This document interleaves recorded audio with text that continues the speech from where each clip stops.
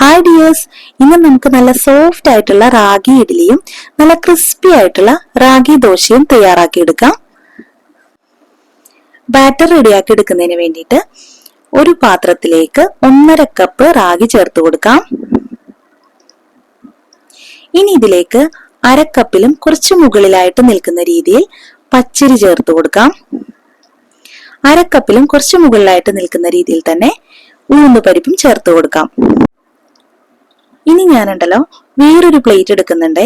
ആ ഒരു പ്ലേറ്റിലേക്ക് 4 ടേബിൾ സ്പൂൺ മട്ടവിലാണ് ചേർത്ത് കൊടുക്കുന്നത്. മട്ടവിലോ വെള്ളവിലോ ഉപയോഗിക്കാവുന്നതാണ് കേട്ടോ. ഞാനിപ്പോ എടുത്തിരിക്കുന്നത് മട്ടവിലാണ്. ഇത് നന്നായിട്ടൊന്ന് കഴുകി വൃത്തിയാക്കി എടുക്കാം. ഒരു 2 തവണയൊക്കെ കഴുകി വൃത്തിയാക്കി എടുത്താൽ മതി. അതേപോലെ തന്നെ ഈ മിക്സും നന്നായിട്ടൊന്ന് കഴുകി വൃത്തിയാക്കി എടുക്കണം. പുല്ലിൽ നന്നായിട്ട് അഴുക്കുണ്ടാകും. അപ്പോൾ ഒരു 5 തവണയെങ്കിലും ഇത് കഴുകി വൃത്തിയാക്കി എടുക്കണം. എന്നിട്ട് കഴുകി വൃത്തിയാക്കിയെടുത്ത അവില് കൂടി ഇതിലേക്ക് ചേർത്ത് കൊടുക്കാം. ഇനി ഇതെല്ലാം കൂടി ഒന്ന് കുതിർത്താനായി വെക്കണം. അതിനുവേണ്ടി 2.5 കപ്പ് വെള്ളം ചേർത്ത് കൊടുക്കുന്നുണ്ട്.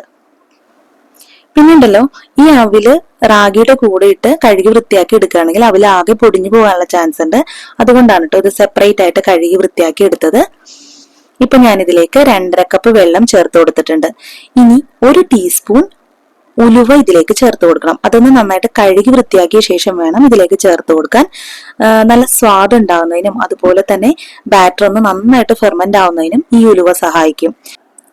ഇത് 3-4 മണിക്കൂർ ഒന്ന് അടച്ചു വെക്കുമ്പോഴേക്കും നന്നായിട്ടൊന്ന് കുതിർന്ന് കിട്ടിയിട്ടുണ്ടാകും. ഇപ്പൊ ഒരു 4 മണിക്കൂർ ആയിട്ടുണ്ട് കേട്ടോ. ഇപ്പൊ ഇത് നന്നായിട്ട് കുതിർന്ന് കിട്ടിയിട്ടുണ്ട്. ഇനി നമുക്ക് ഇത് മിക്സിയുടെ ജാറിലേക്ക് മാറ്റിയ ശേഷം അരച്ചെടുക്കാം. ആ 2.5 കപ്പ് വെള്ളം കൊണ്ട് തന്നെ നല്ല രീതിയിൽ കുതിർന്ന് കിട്ടിയിട്ടുണ്ട്. ഇനി ഇത് മിക്സിയുടെ ജാറിലേക്ക് മാറ്റിയ ശേഷം 2 ബാച്ചായിട്ടാണ് കേട്ടോ ഞാൻ അരച്ചെടുക്കുന്നത്. അരച്ചെടുക്കുന്നതിന് വേണ്ടിയിട്ട് കുറച്ചുകൂടി വെള്ളം ഉപയോഗിച്ചിട്ടുണ്ട്. 1 കപ്പ് വെള്ളമാണ് ഞാൻ എടുത്തിട്ടുള്ളത്. ആ 1 കപ്പ് വെള്ളം കുറേശ്ശെയായിട്ട് ചേർത്ത് വേണം ഇത് നന്നായിട്ടൊന്ന് അരച്ചെടുക്കാൻ. നല്ല സ്മൂത്ത് ആയിട്ട് കിട്ടുന്നത് വരെ അരച്ചെടുക്കണം. വെള്ളത്തിന്റെ അളവ് കറക്റ്റ് പറയുകയാണെങ്കിൽ 3.5 കപ്പ് വെള്ളമാണ് കേട്ടോ ഇതിനു വേണ്ടി ഉപയോഗിക്കുന്നത്. ആ 3.5 കപ്പ് വെള്ളത്തിൽ ഇത് അരച്ചെടുക്കുകയാണെന്നുണ്ടെങ്കിൽ കറക്റ്റ് കൺസിസ്റ്റൻസിയിൽ ബാറ്റർ റെഡിയായി കിട്ടും. 1 കപ്പ് വെള്ളമാണ് ഞാൻ എടുത്തിട്ടുള്ളത്. അത് കുറേശ്ശെയായി ചേർത്താണ് അരച്ചെടുക്കുന്നത്. കുതിരാനായിട്ട് 2.5 കപ്പ് വെള്ളമാണ് ഉപയോഗിച്ചിരുന്നത്. അപ്പോൾ 3.5 കപ്പ് വെള്ളമാണ് മൊത്തം ഇതിന് വേണ്ടത്. ഇതുപോലെ നല്ല സ്മൂത്ത് കൺസിസ്റ്റൻസിയിൽ വരുന്ന സമയത്ത് നമുക്കിതൊരു ബൗളിലേക്ക് മാറ്റാം. ഇനി ബൗൾ ഉപയോഗിക്കുമ്പോൾ കുറച്ച് വലിപ്പമുള്ള ബൗൾ തന്നെ എടുക്കാൻ ശ്രമിക്കണം. ബാറ്റർ ഫെർമെന്റ് ആയാലും പൊങ്ങി താഴെ പോകാത്ത രീതിയിൽ വേണം ബൗൾ എടുക്കാനായിട്ട്. ഇപ്പൊ 2ാമത്തെ ബാച്ചും ഇതുപോലെ തന്നെ നല്ല സ്മൂത്ത് ആയിട്ട് അരച്ചെടുക്കാം. ഈ സ്പ്രൗട്ടഡ് റാഗി കൊണ്ടുണ്ടാക്കുന്ന ഈ ഒരു ദോശ ഇഡ്ഡലിയൊക്കെ നല്ല ഗുണമുള്ള ഒരു ഫുഡ് തന്നെയാണ്. ബ്രേക്ക്ഫാസ്റ്റ് ആയിട്ട് കുട്ടികൾക്കും അതുപോലെ മുതിർന്നവർക്കും ഒക്കെ കഴിക്കാൻ പറ്റിയ, ഈ പ്രത്യേകിച്ച് ഡയറ്റ് ഒക്കെ ഫോളോ ചെയ്യുന്നവർക്ക് കഴിക്കാൻ പറ്റിയ നല്ലൊരു അടിപൊളി ഫുഡാണിത്. കുഞ്ഞായിരിക്കുമ്പോൾ നമ്മൾ കുഞ്ഞുങ്ങൾക്ക് കൊടുക്കുന്ന സ്പ്രൗട്ടഡ് റാഗിയുടെ കുറുക്കൊക്കെ പോലെ തന്നെ നമുക്ക് വലുതാവുമ്പോൾ കുട്ടികൾക്ക് ഈ ഒരു രീതിയിൽ ഉണ്ടാക്കി കൊടുക്കാം. ഇഡ്ഡലി അല്ലെങ്കിൽ ദോശയൊക്കെ ആയിട്ട് ഉണ്ടാക്കി കൊടുക്കാം. ഇപ്പോൾ ഇത് സ്മൂത്ത് ആയിട്ട് കിട്ടിയിട്ടുണ്ട്. ഇതും ബൗളിലേക്ക് ചേർത്ത് കൊടുക്കാം. എന്നിട്ട് ബാക്കി വന്ന വെള്ളം, ആ 1 കപ്പ് വെള്ളത്തിൽ ബാക്കിയുള്ള വെള്ളം മിക്സിയുടെ ജാറിലേക്ക് ഒഴിച്ച് ഞാൻ നന്നായിട്ടൊന്ന് കുലുക്കിയെടുത്ത് ഇതിലേക്ക് ചേർത്ത് കൊടുത്തിട്ടുണ്ട് കേട്ടോ. എന്നിട്ട് കൈകൊണ്ട് ഇതുപോലെ നന്നായിട്ടൊന്ന് മിക്സ് ചെയ്തെടുക്കാം. ഇഡ്ഡലിക്കും ദോശയ്ക്കൊക്കെ അരച്ചെടുത്ത മാവ് ഇതുപോലെ ലാസ്റ്റ് കൈകൊണ്ട് ഒന്ന് മിക്സ് ചെയ്തെടുക്കുകയാണെങ്കിൽ നമുക്ക് നല്ല രീതിയിൽ ഇത് ഫെർമെന്റ് ആയി കിട്ടും. അപ്പോൾ അതിനു വേണ്ടിയിട്ടാണ് കേട്ടോ ഇതുപോലെ കൈകൊണ്ട് മിക്സ് ചെയ്തെടുക്കേണ്ടത്.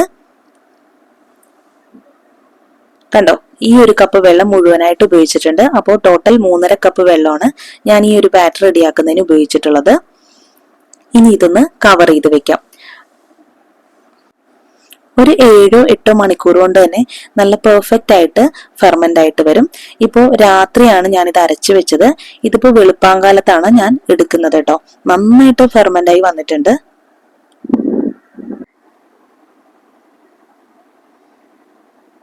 കണ്ടോ, നന്നായിട്ട് പൊങ്ങി വന്നിട്ടുണ്ട് കേട്ടോ മാവ്.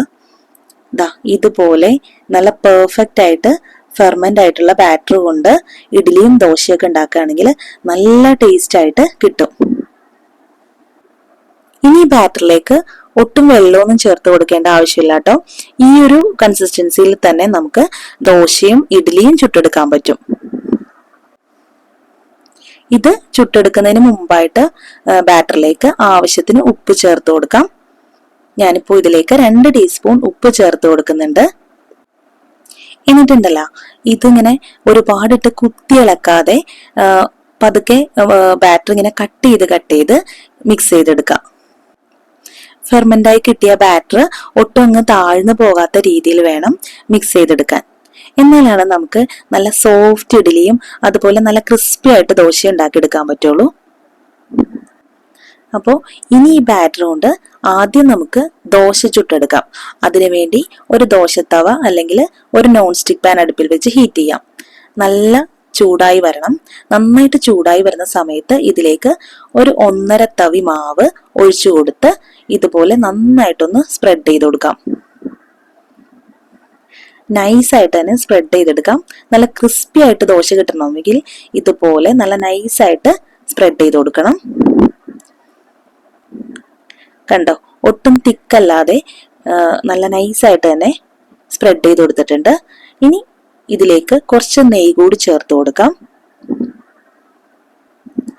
മുകൾ ഭാഗം ഒന്ന് സെറ്റായി വരുന്ന സമയത്ത് ഈ നെയ്യ് ഒന്ന് ബ്രഷ് കൊണ്ട് ഒന്ന് എല്ലാ ഭാഗത്തേക്ക് സ്പ്രെഡ് ചെയ്ത് കൊടുക്കാം കേട്ടോ. നന്നായിട്ട് ദോശ മൊരിഞ്ഞു കിട്ടുന്നതിന് വേണ്ടിയിട്ടാണ് ഇതുപോലെ നെയ്യ് സ്പ്രെഡ് ചെയ്ത് കൊടുക്കുന്നത് കേട്ടോ. ദാ ഇപ്പൊ ദോശ നല്ല ക്രിസ്പി ആയിട്ട് കിട്ടിയിട്ടുണ്ട്. ഇനി നമുക്ക് ഇതൊരു പ്ലേറ്റിലേക്ക് മാറ്റാം. ഇനി നിങ്ങൾക്ക് നല്ല സോഫ്റ്റ് ദോശയാണ് ഇഷ്ടമെങ്കിൽ കുറച്ച് കനത്തിൽ തന്നെ ഇതുപോലെ ചുട്ടെടുക്കാം കേട്ടോ. ഒരുപാട് അങ്ങ് പരത്താതെ കനത്തിൽ തന്നെ ചുട്ടെടുക്കാം. അപ്പോഴും നല്ല സോഫ്റ്റ് ആയിട്ടുള്ള ദോശ കിട്ടും. ഇനി ക്രിസ്പി ആയിട്ടുള്ള ദോശയാണ് വേണ്ടതെങ്കിൽ ഇതുപോലെ നല്ല നൈസായിട്ട് പരത്തിയെടുത്താൽ മതി. നെയ്യോ എണ്ണയോ ഉപയോഗിക്കാവുന്നതാണ്. നെയ്യാണ് ഉപയോഗിക്കുന്നതെങ്കിൽ കുറച്ചുകൂടി ടേസ്റ്റ് ഉണ്ടാകും.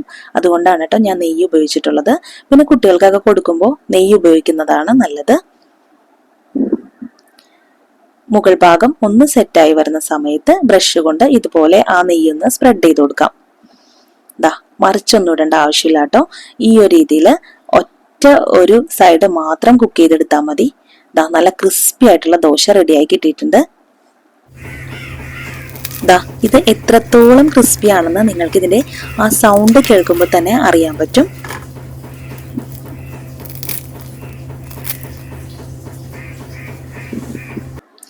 ഇനി നമുക്ക് ഈ മാവ് കൊണ്ട് അടുത്തതായി ഇഡ്ഡലി ഉണ്ടാക്കാം. അപ്പോൾ ഇഡ്ഡലി തട്ടിലേക്ക് കുറച്ച് നെയ്യ് ഇതുപോലെ ബ്രഷ് ചെയ്ത് കൊടുക്കാം.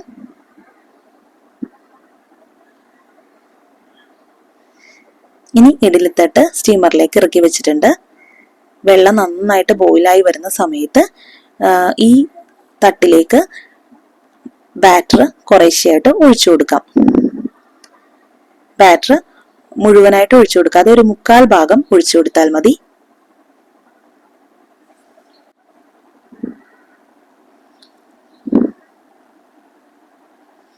നല്ല സോഫ്റ്റ് ആയിട്ടുള്ള ഇഡ്ഡലി തന്നെ നമുക്ക് ഇതുകൊണ്ട് റെഡിയാക്കി എടുക്കാം. ഇപ്പോൾ ഞാൻ 2 തട്ട് മാവ് മാത്രം കേട്ടോ ഒഴിച്ചു കൊടുത്തിരിക്കുന്നത്.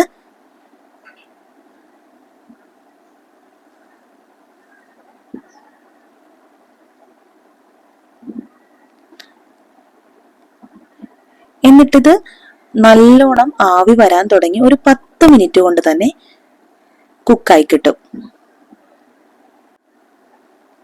ഞാൻ ഉപയോഗിച്ചിരിക്കുന്നത് ഇഡ്ഡലി കുക്കറാണ് കേട്ടോ.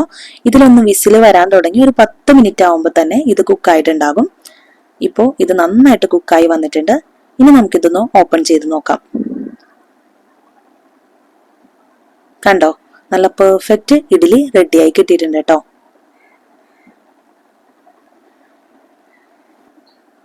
ഇത് ഞാനിനി സ്റ്റീമറിൽ നിന്ന് മാറ്റുന്നുണ്ട്. എന്നിട്ട് തട്ടിന്റെ ചൂടൊന്ന് കുറഞ്ഞു വരുന്ന സമയത്ത് നമുക്കിതിൽ നിന്ന് ഇഡ്ഡലി സെപ്പറേറ്റ് ചെയ്തെടുക്കാം. ഒരു സ്പൂൺ ഉപയോഗിച്ച് സെപ്പറേറ്റ് ചെയ്തെടുക്കാം കേട്ടോ. ഇനി പെട്ടെന്ന് തന്നെ സെപ്പറേറ്റ് ചെയ്തെടുക്കണമെന്നുണ്ടെങ്കിൽ അടിഭാഗത്തോ മുകൾ ഭാഗത്തോ കുറച്ച് വെള്ളം ഒന്ന് തളിച്ചു കൊടുത്താൽ മതി.